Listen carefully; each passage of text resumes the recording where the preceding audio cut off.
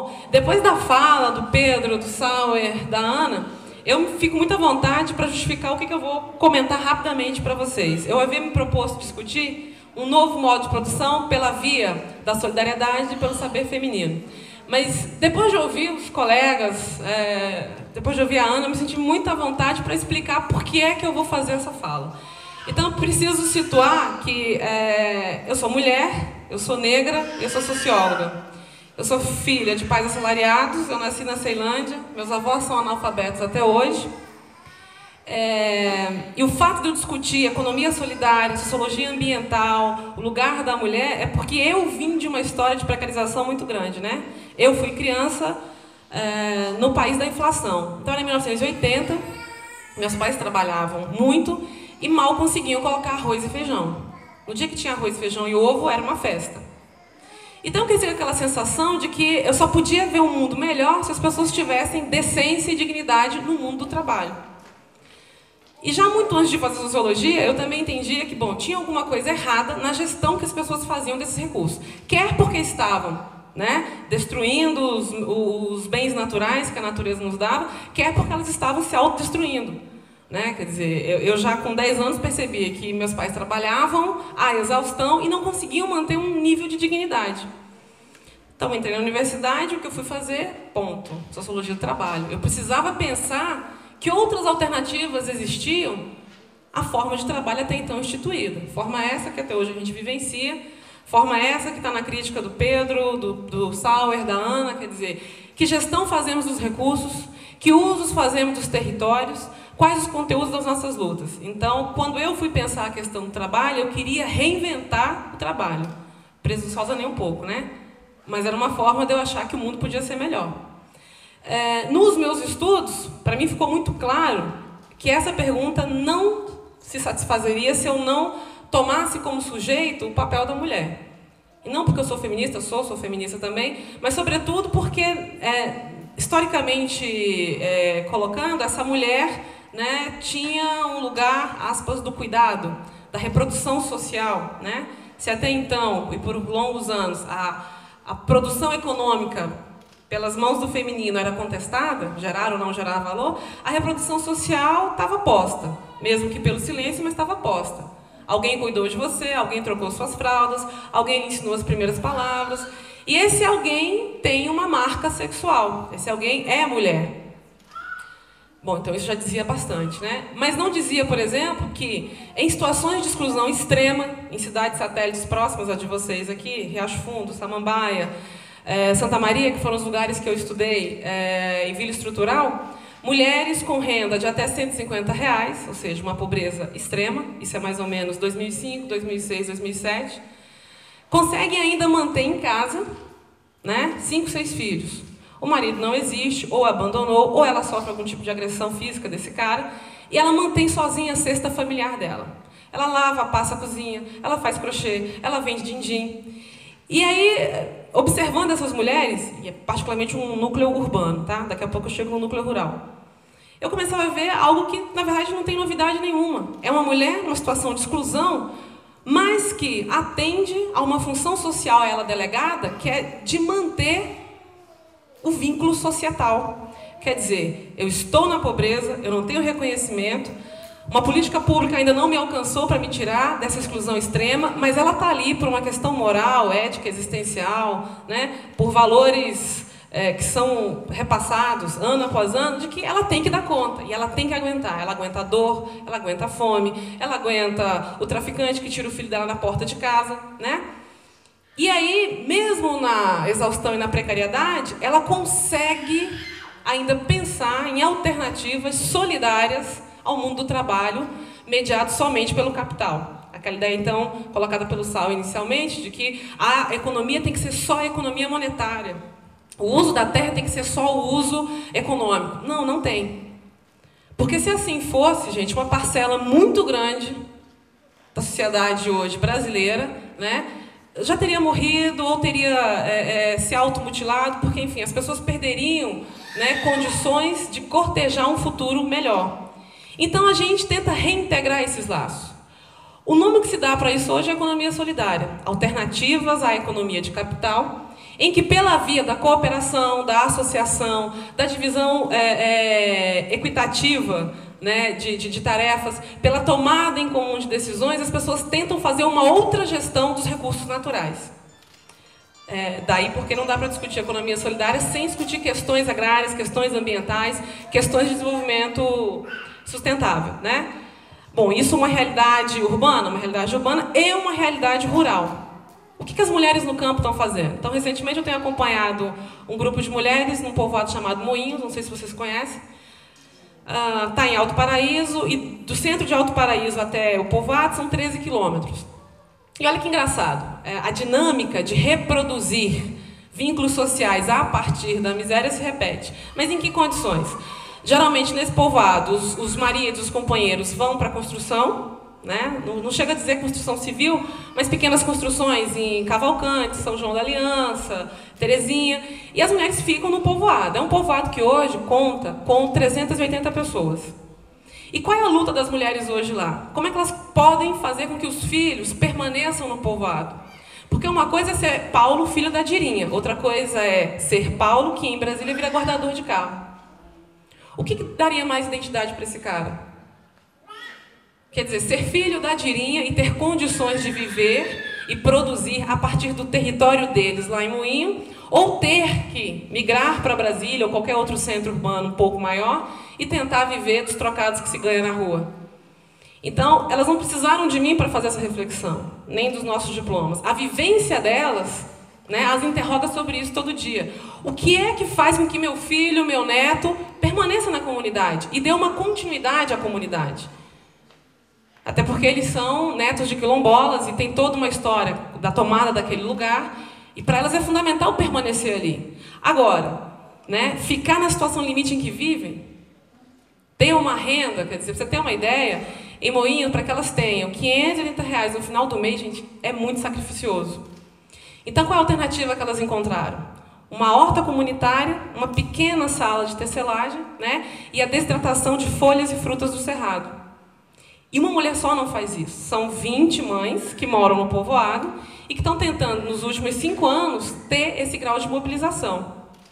Mas elas continuam mães, e tem que criar, e tem que trocar fralda, e tem que tirar leite da vaca. Quer dizer, as funções que, em tese, são rotineiras, na verdade, sustentam questões simbólicas e econômicas muito importantes. Então, para essa tentativa de pensar uma outra forma de lidar com esses recursos, nós chamamos de economia solidária. E pela via do saber feminino, porque é repotencializar ou ressignificar esse papel do feminino na produção, na reprodução da vida, né? A ideia não é romancizar, não é dizer que as mulheres são incríveis, a gente até é, mas eu não vou dizer isso aqui. Mas eu acho que é tirar da invisibilidade o trabalho, o suor e o empenho de muitas trabalhadoras, né? E muitas delas estão aqui. Aliás, eu queria agradecer a presença das que são mães e estão aqui com os bebês, porque se aquele que só traz o caderno e trabalha e estuda acha que está muito cansado, imagine a colega que está com um bebê de colo e que também trabalha e que também estuda, né? Quer dizer, ela está cuidando para o dia de amanhã a nossa sociedade continuar existindo. E a gente tem que se preocupar qual é a política pública que recebe essa estudante na universidade. Até onde eu consigo alcançar, já cansei de ver meu amigo Pasquete, Rafael, loucos atrás de um ônibus, porque a gente tem que cuidar do aluno que chega aqui da LEDOC, Licenciatura para Educação no Campo, e a estadia, a permanência dessa estudante aqui. E eu preciso ter um olhar da complexidade, porque uma coisa é chegar agricultor, solteiro e ter 40 dias de estudo. Outra coisa é chegar mãe, agricultora, com criança de colo. Eu preciso pensar nisso. Ela não é uma estudante comum. Então, a fala da Ana é um pouco isso também, né? Problematizar esses conteúdos, a dimensão dessa política. Estamos aqui em Planaltina, a universidade chegou, ok.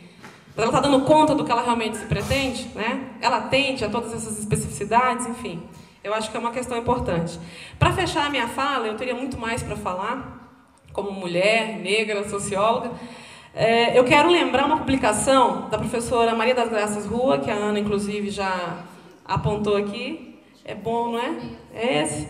E o da Miriam, da professora Miriam Abramovay. Essa publicação está completando 12 anos. E eu lembro, eu fiz campo nesse trabalho. Só mostrar a capa aqui, Ana. Eu fiz campo nesse trabalho, estava começando o doutorado. E a pesquisa me chamou a atenção porque, olha o nome, companheiras de luta ou coordenadoras de panela. Qual era a provocação dessa pesquisa?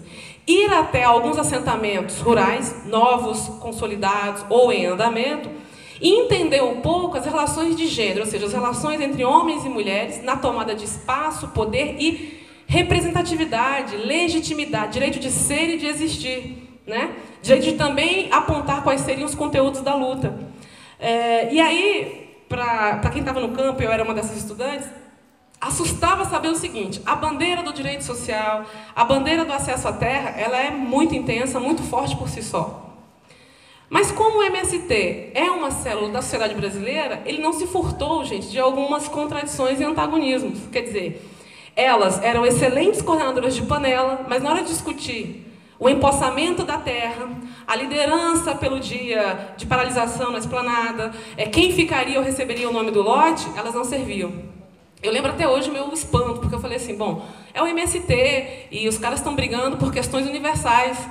Quando eu me dei conta disso no assentamento, eu lembro que eu chorei uma noite inteira. Eu falei, poxa, o mundo não tem jeito.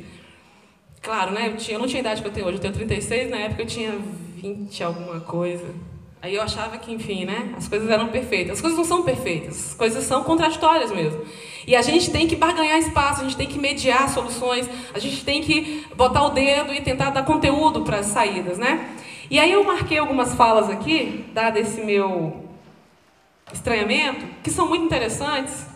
Aí eu não sei se eu estou homenageando ou se eu estou expondo as colegas da LEDOC, mas são coisas que eu penso que até hoje a gente não resolveu. Tem um quadro mais positivo hoje, claro, 12 anos depois, tanto que vocês estão aqui, né, amamentando com crianças no colo, e quando voltam para a comunidade, eu tenho certeza que não voltam mulheres que abaixam a cabeça para nada, mas eu penso que ainda tem uma realidade imensa. Aqui no Monjolo mesmo eu esbarro com isso. Na hora de discutir quem é que vai assinar o papel para ficar com os tais, um alqueire, ou seja lá que metragem tem essa terra, a coisa fica tensa, né? E fica tensa por quê? Numa das perguntas dessa pesquisa, coordenadoras de panela ou companheiras de luta, a gente perguntava o que você entende por direito e quais são os seus direitos. Aí uma delas, numa abordagem qualitativa, vivenciando o campo, respondeu assim: ser respeitada. Quer dizer, muitas vezes o homem ele fica com a mulher só para ter criança, cuidar dos filhos e cuidar da casa. Mas não é bem assim. A mulher também quer trabalhar, quer ter dinheiro para ela mesma, quer comprar o que ela precisa. E não só o que o marido quer. Você sabe o que é precisar de um batom e pedir R$1, 2? Às vezes seu marido não tem. É ruim demais. Eu peguei uma coisa bem pitoresca. Porque quem é que não gosta de um batom, de um creme? Das meninas que estão aqui, né? Um exercício do feminino, no bom sentido. E aí você pensar que uma companheira de luta, num assentamento, ela tem esse grau de dificuldade, porque o dinheiro, a moeda, o papel que diz quem é a dona da terra, não necessariamente passa por ela. Mas ela trabalha da mesma forma, ela vai até o gado, pastorear o gado, ela tira leite, ela planta o feijão. E por que na hora de discutir a divisão do poder e do reconhecimento, mesmo um movimento como o MST ainda reproduz antagonismos dessa ordem? Não, você é companheira até aqui, na cozinha. Passou para a sala e para o terreiro, quando eu tenho que reunir os 500 camaradas, o microfone é do João, não é da Maria. Quer dizer, qual é a proposta desse seminário? Dessa semana, nesses 2 dias aqui, desse encontro entre questões, essa conexão por uma coisa mais plural, mais equânime, que respeite a diversidade, que evoque todos os sujeitos que têm o interesse. É que a gente saiba ouvir, né? Que a gente permita que as pessoas sejam o que elas são, que a gente se permita, né, exercitar esses não limites.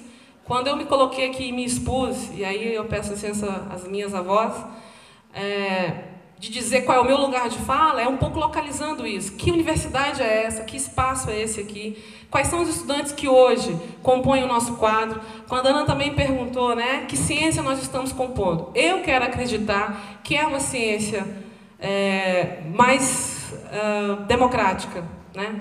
Até porque vocês estão aqui. Eu não imaginava, ano passado, passava por uma experiência com o meu amigo Rafael, de ver um reitor boliviano, que é índio, tomar a fala numa mesa conosco. Aquilo foi de uma emoção, porque eu pensei, caramba, eu estou no Brasil, ainda convivemos com comunidades indígenas, e eu não sei quando nós vamos nos permitir ter um índio reitor. Eu acho que isso já é uma questão bem intensa, assim, e eu quero ficar por aqui, convidar a esse exercício de um novo solidário, a esse exercício de um novo homem, uma nova mulher, e lembrando que é tudo no coletivo, né? A gente individualiza algumas questões, a gente individualiza a violência, a gente individualiza a pouca renda para criar, às vezes, 4, 5 filhos sozinha. Então, vocês não estão aqui para individualizar, nós estamos aqui para tornar o debate coletivo, significativo e representativo, de fato, de uma sociedade que se quer democrática, solidária e pautada em direitos sociais, né? A luta é de todo mundo, o conteúdo é aberto e a participação é necessária. Para isso que vocês foram convidados a esse fórum, tá bom? Obrigada, tá? E obrigada aos amigos aqui da mesa.